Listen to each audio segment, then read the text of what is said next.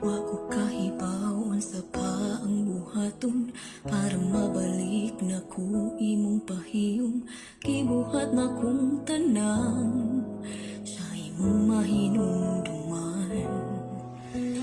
Ang kasakit nga gihatag niya nimo way makatupong pero basin tagaan kunin mo higayon higumang di kagtarong.